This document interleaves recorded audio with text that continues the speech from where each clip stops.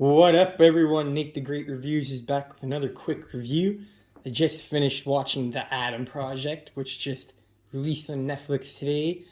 Ryan Reynolds, Mark Ruffalo, and Jennifer Gardner. And man, Netflix has been surprising me a lot lately. Do not go watch this trailer, I'm telling you guys right now, because it doesn't do the movie any justice.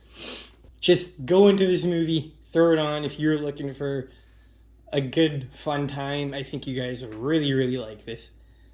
I'm just gonna start off saying everything I adored about this movie. I honestly didn't think I was gonna like it at all because I love Ryan Reynolds' Deadpool, but other than that, lately he's just been a cash grab, free guy. Everything he does just feels the same. So I was looking for something new, and I saw this came out today. I was like, holy fuck, man, I'm probably gonna turn this off in the next 20 minutes because we all know Ryan Reynolds, he plays the same character every movie. Surprisingly, this movie has so much emotion to it. There is a lot of emotional value here. And if you have a family, if you have a mom, you got a dad, you have kids, I think you guys will really, really find some good emotion in here. I almost fucking cried, actually. I don't know why, but they did a really, really good job. The actors did a really good job. The kid actor in particular stole the show to me because most main characters, if they're kid actors, are not that good. But him and Mark Ruffalo and Ryan Reynolds bounced off each other so good. The comedy here is really well done. It's not overdone. It's placed in spots where it needs to be. And the jokes are sometimes kiddie-ish, but they land. Like, they just work. The delivery works. And I think this is the most emotional I've seen Ryan Reynolds in a long time. I don't remember seeing him in a lot of drama movies, but people say this is like a family sci-fi movie, and it is. But there's a lot more drama and sad moments here than there is fighting. There's not a lot of fight scenes. And when there is fighting, it is really, really, really well done. Some beautiful shots.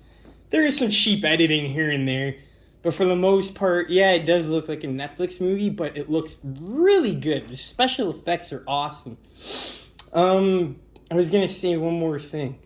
The soundtrack is I really, really like the soundtrack. It sounds like they made up their own soundtrack instead of trying to copy something else. But the only downside of this movie is not the pacing. The pacing is actually really good. The only downside is there's a bit of, like, it's kind of hard to understand what's going on sometimes. But once you get to the end, everything wraps up in a nice little bow. So I can't really complain about the story. The story is kind of silly, but they do it in a way that when you're in this movie for like the first half hour, you're sucked in.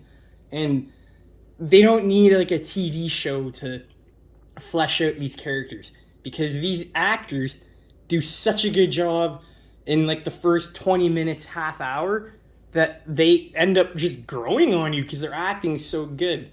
Spoiler alert, by the way, turn the video off now if you haven't seen this movie because I'm going to spoil a particular part.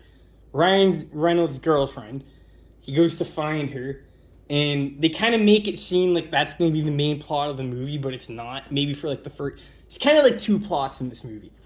But once he finds her, they're only together for 15, 20 minutes, not even, and then she dies. But those 15, 20 minutes that they spend together is really, really emotional. And the actor who plays his girlfriend does a really good job. So when she dies, it feels earned. We didn't get to sit here for hours and hours with her and flesh her out and get into her character. But she did such a good job acting within that first 20 minutes of seeing her. And then she dies. I actually did care.